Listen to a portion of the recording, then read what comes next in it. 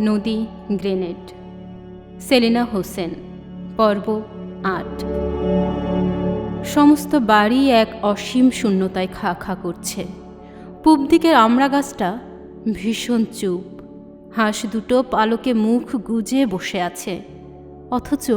অথচ সব কিছু ছাপিয়ে বুড়ির চোখের সামনে ভেসে ওঠে কলিমের চলে যাওয়ার দৃশ্য। রমিজা অনবরত কাঁদে কলিমের জন্য। বুড়ি তাও পারে না। বুড়ির চোখে কোনো জল নেই। সেটা এখন খা খা মরুভূমি। 2 দিন পার হয়ে গেছে। রমজান আলীর কাছ থেকে খবর পেয়েছে কলিমকে খুব মারধর করেছে। সলিমের খবর জানতে চাইছে। কলিম কিছুই বলে না, কেবল যন্ত্রণায় কোকায়। বুড়ির নিজের হাত কামড়ায়। ঠিকই বলতো ওরা, বুড়ি আসলে কিছুই করতে পারে না, কিছুই করার ক্ষমতা নেই। পেরেছে খাওয়া দাওয়া ছেড়ে দিতে, পারে বারান্দায় নইলে পুকুর ঘাটে চুপচাপ বসে থাকতে, পারে অনেক দূরের আকাশের দিকে তাকিয়ে চোখের জলে বুক ভাসাতে। আম্মা, কলিম ভাইয়ের কি হবে? বুড়ি রমিজার মুখের দিকে তাকিয়ে থাকে। উত্তর জানেও, কিন্তু বলতে পারে না। জানে কলিমের মৃত্যু ঘনিয়ে আসছে। যেমন গায়ের আরও অনেকজন গেছে, তেমন ওদের লাশ পুঁতে ফেলেছে, নয় খালে ভাসিয়ে দিয়েছে। কলিমকেও কি তাই করবে?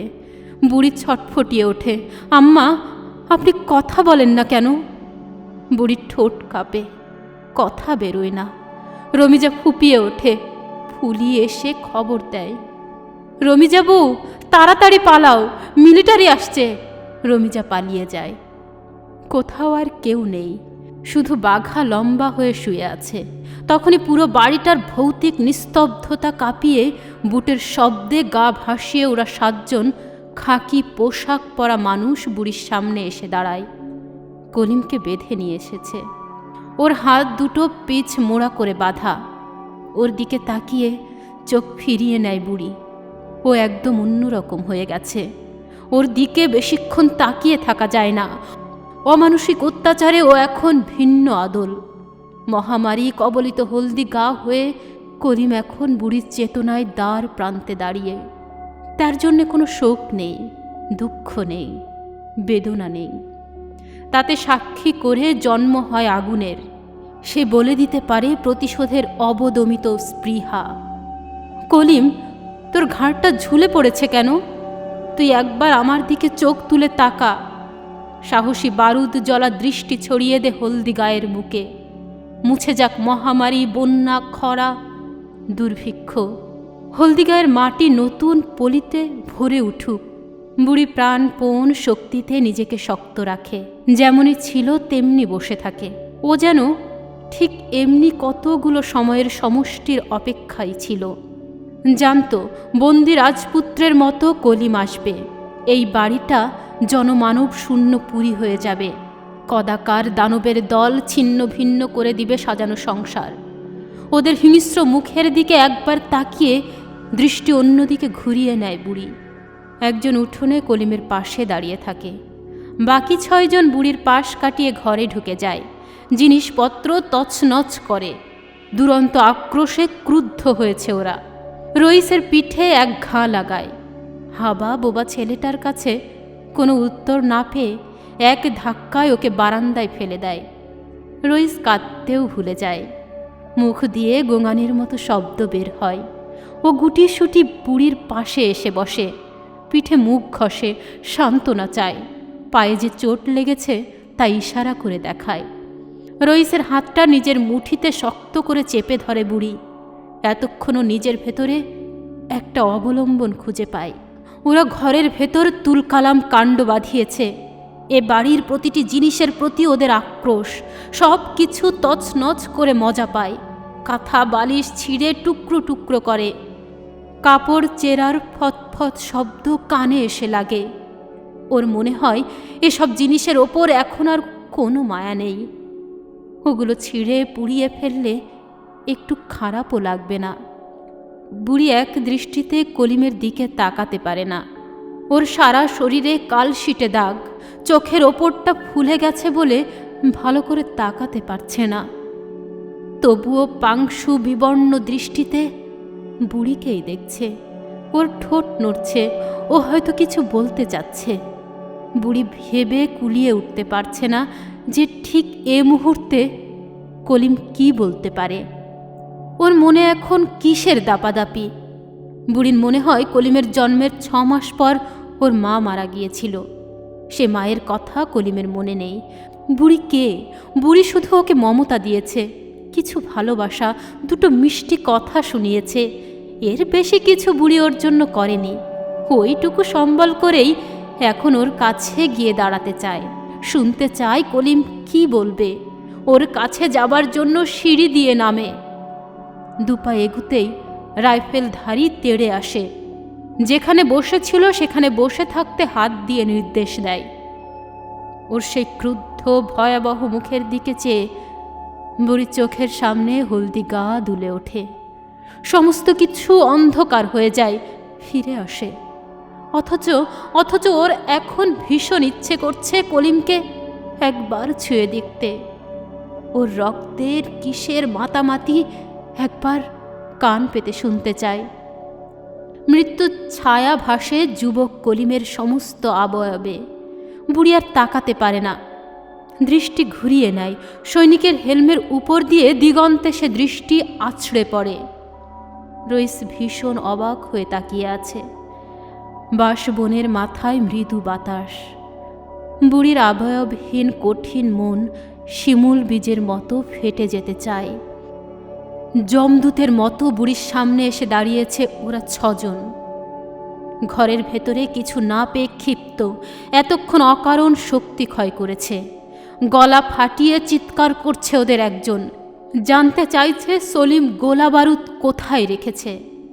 হলদি গায়ের আন্দোলনের নেতার কাছে অস্ত্রশস্ত্র নেই, এ কি করে সম্ভব? বুড়ি ওদের কথা কিছুই বুঝতে পারছে না। ওরা যে ভাষায় কথা বলছে বুড়ির এত বছরের জীবনে তা কোনোদিন শোনেনি। কেবল সলিমের নামটা ধরতে পারছে।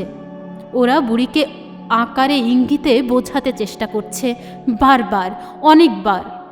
উত্তর দেয় না। ওর গলার মধ্যে বাঘা কুকুরটার মতো গড় গড় শব্দ করছে। তখনই বুড়ির মনে হয়, এরা কারা? এরা কি হলদি গায়ের জল, হাওয়া, পলিমাটি, নদীর কূলে বেড়ে ওঠা লোক? গায়ের নেংটি পরা মানুষগুলো বুড়ির চোখের সামনে ভেসে ওঠে। ওদের কথা ও বোঝে। শহর থেকে 2-4 জন এলে কষ্ট হলে ওদের কথা বোঝে। কিন্তু এরা কেন বুড়ির খুব কাছের মানুষ নয়? তখনই ও চিৎকার করে ওঠে, ওই কলিম, এই শুয়োরগুলো কি বলে? ওরা কলিমকে ধাক্কা দিয়ে বুড়ির পায়ের কাছে ফেলে দেয়। উপুর হয়ে পড়ে থাকা কলিমের দেহটা ওরা একজন পা দিয়ে চেপে ধরে। কলিম বুঝি বাঁকানো বেত, ছেড়ে দিলে ছিটকে উঠবে। আসলে কলিম কিছুই করতে পারছে না। কলিমের হাত বাঁধা, অত্যাচারে ক্ষত বিক্ষত। তবুও হাত বাঁধা না থাকলে হয়তো একটা কিছু করত, অন্তত চেষ্টা করত। সেটাও বুড়ির জন্য সান্ত্বনার কারণ হতো। কলিমের অসহায়ত্ব বুড়িকে মরমে মারে। ওরা কলিমের পিঠে বুটের লাথি বসিয়ে বলছে, কোনো খবর না দিলে ওরা কলিমকে মেরে ফেলবে। ওদের ক্রুদ্ধ আক্রোশে এখন বারুদের স্ফুলিঙ্গ, যে কোনো মুহূর্তে দপ করে জ্বলে উঠবে। বুড়ি বিড়বিড় করে, তোর মা থাকলে কি করত আমি জানি না কলিম, কিন্তু আমি কিছু করতে পারছি না। বড় পাওনার জন্য কাউকে কাউকে বুঝি এমনি করে মরতে হয় কলিম। তুই আর আমাকে মা ডাকিস না, আমি তোর মা হওয়ার উপযুক্ত না। বুড়ি হাত দিয়ে চোখ মোছে। সলিমের মুখটা মনে ভয়। পাশাপাশি দুজনের, কে আগে, সলিম না কলিম? বুড়ি সলিমকে কথা দিয়েছে ওর কথা কাউকে বলবে না, কিন্তু নিজেও তো জানে না সলিম কোথায়। কলিম এখন মরে যাচ্ছে একদম বুড়ির চোখের সামনে। বুড়ি কি করবে? বুড়ির জীবনের বিনিময়ে কি ওরা কলিমকে ছেড়ে দিবে? হঠাৎ বুড়ি চিৎকার করে বলতে থাকে, তোমরা আমাকে মারো, ওকে ছেড়ে দাও। ছুটে গিয়ে একজনের পা ধরে, তোমরা আমাকে মারো, আমাকে মারো। ওরা ছজন পরস্পরের মুখ চাওয়াচাওয়ি করে। বুড়ির কথা বুঝতে পারে না।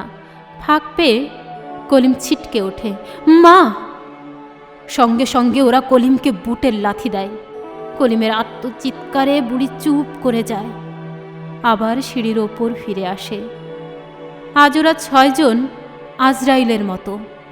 বুড়ি আজরাইলের একটা স্পষ্ট চেহারা বহুবার মনে করার চেষ্টা করেছে, পারেনি। এখন একটা সুস্পষ্ট ধারণা হয়েছে। ওরা বুড়িকে ধরে ঝাঁকুনি দিচ্ছে। বুড়ির ওপর রাইফেলের ঠান্ডা নল চেপে ধরে আছে, গুলি করবার ভয় দেখাচ্ছে। কলিম মাঝে মাঝে মুচড়ে উঠছে। ফাটা মাঠের মতো কলিমের মুখ, একটা কিছু চাচ্ছে। একবার ইচ্ছে করে ছুটে গিয়ে ওকে বুকে নিয়ে জড়িয়ে ধরতে, কিন্তু শরীরটা পাথরের চাইতেও ভারী, টেনে ওঠানো যায় না। ওদের গর্জনের মুখে বুড়ি কেবল বিড় বিড় করে।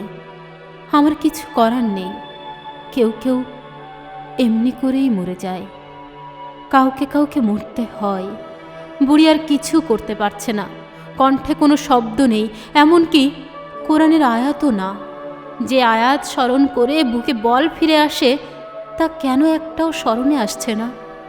গফুরের মুখ স্মরণ করার চেষ্টা করছে, কিন্তু তাও পারে না। সমস্ত হলদি গায়ে একাকার হয়ে বুড়ির চোখের সামনে লুটুপুটি খায়। ওর কেবলই মনে হয় রমিজার ছেলে কোথায় যেন কাঁদছে। বুড়ির কাছে কোনো উত্তর না পেয়ে ওরা ফিরে দাঁড়ায়। নিজেরা কয়েক মুহূর্ত কি যেন আলোচনা করে।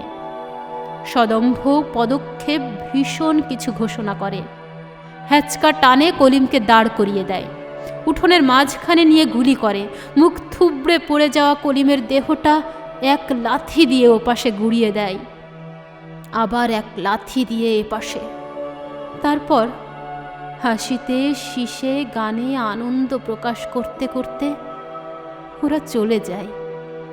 গুলির শব্দ এসে বিধে বুড়ির হৃদয়ে।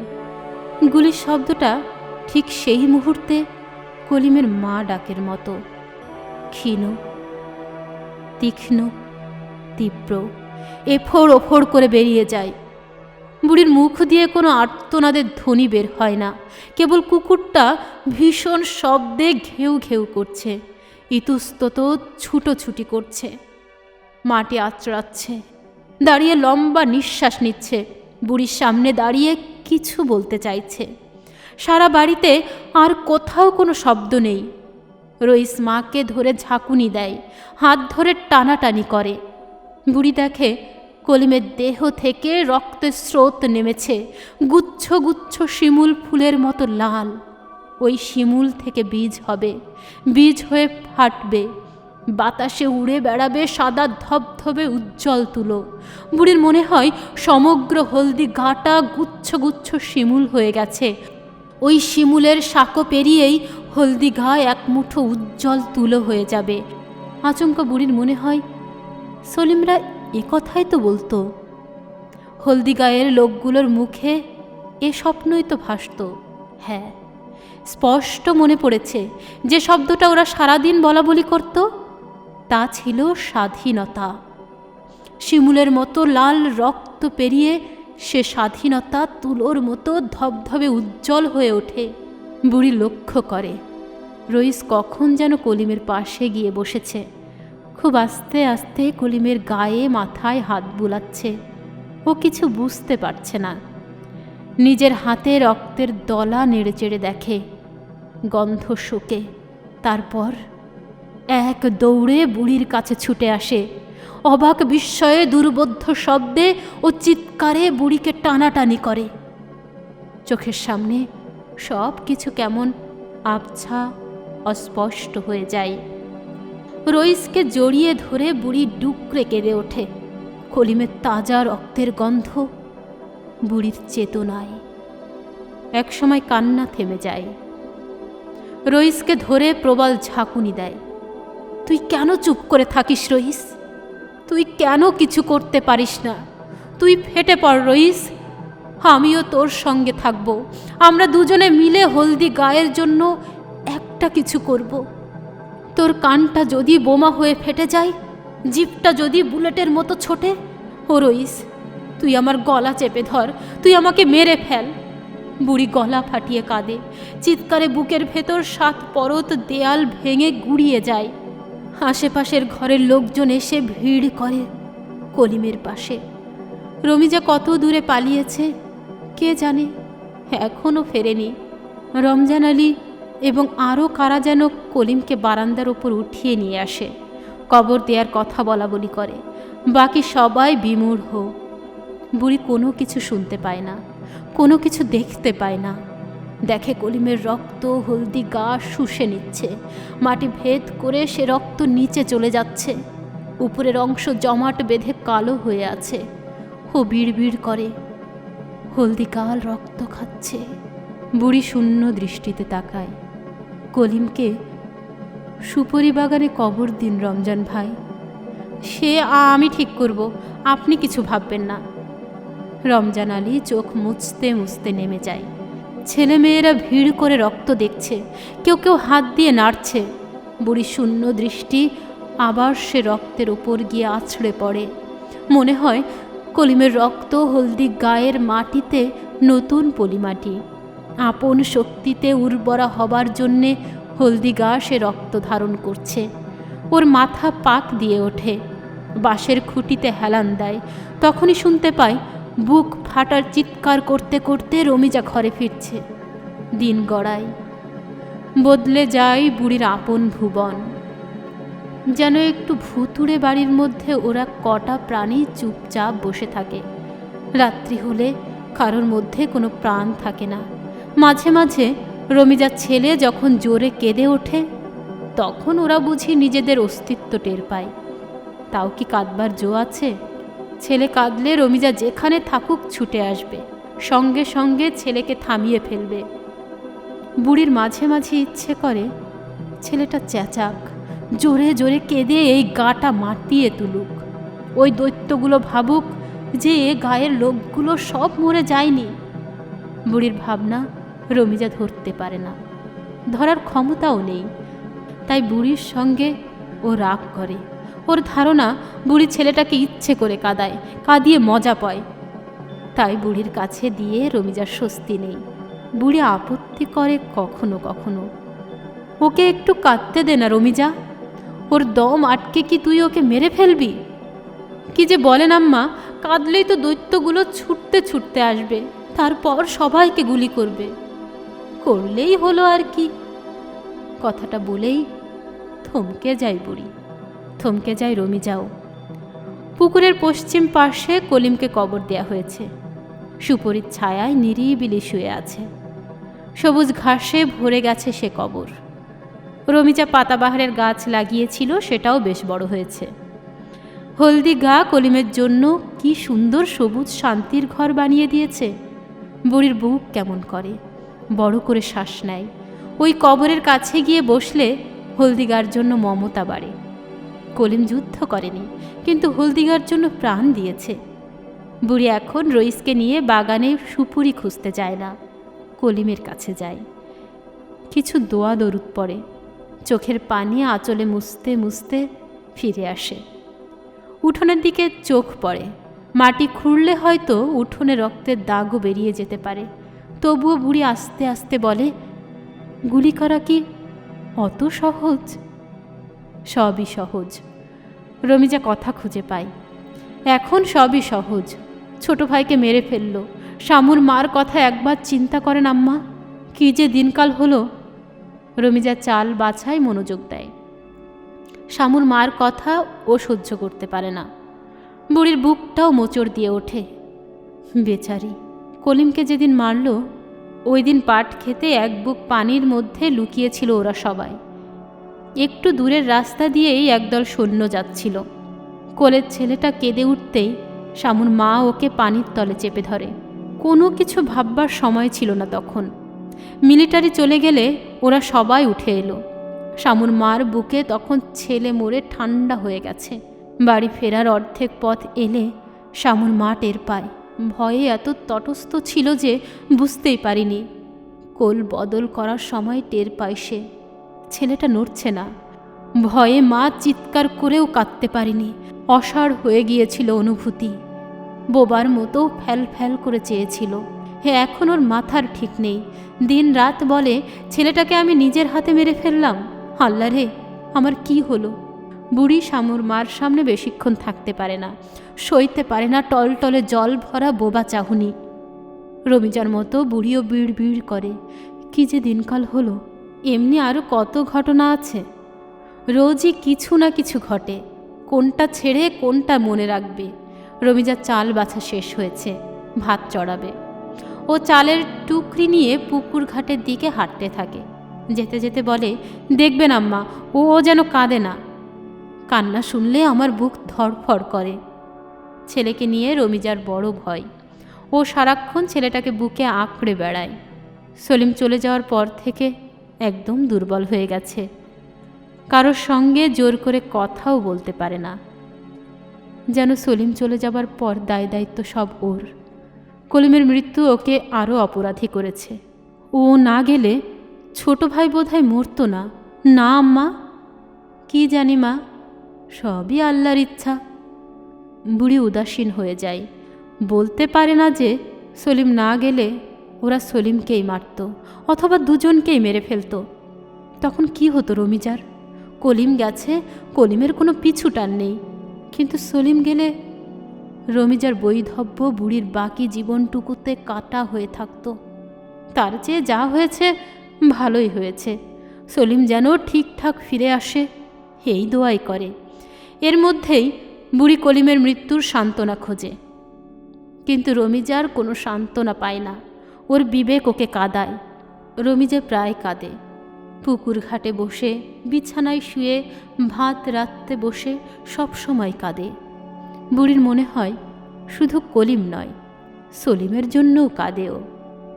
সেই যে গেল ছেলেটা কতদিন হয়ে গেল, অথচ কোনো খবর নেই। বেঁচে আছে, ভালো আছে, এই একটা খবর কি সলিম পাঠাতে পারত না? কোন দুর্গম এলাকায় আছে যে খবর আসে না? বুড়ির রাগ হয়, সলিম নেই, কলিম নেই, রইস বেঁচে থেকেও না থাকার মতো। শুধু ওই একরত্তি ছেলেটা এখন এই বাড়ির প্রাণ, তাও জোরে কাদার অনুমতি নেই ওর। রমিজার কড়া শাসন ওকে দমিয়ে রাখে। হাত পা ছুঁড়ে ও যখন হাসে আর খেলে, তখন বুড়ির বুক জুড়িয়ে যায়। ভয় কাতরে রমিজার শুকনো মুখে হাসতে চেষ্টা করে। বুড়ি বলে, দেখ রমিজা দেখ, ওর দিকে তাকিয়ে সাহসী হতে শেখ। ওর মতো বয়স পেলে আমিও হাসতাম আম্মা। সাহস বুকের মধ্যে থাকে রে, ওর জন্য বয়স লাগে না। রমিজা কথা বলে না আর। ও জানে ওর কোনো সাহস নেই। ছেলেবেলা থেকেই ও একটা ভিতুর ডিম, তাই সারাদিন বাড়িতেও চুপচাপই থাকে, প্রায় নিঃশব্দে, একদম না থাকার মতো।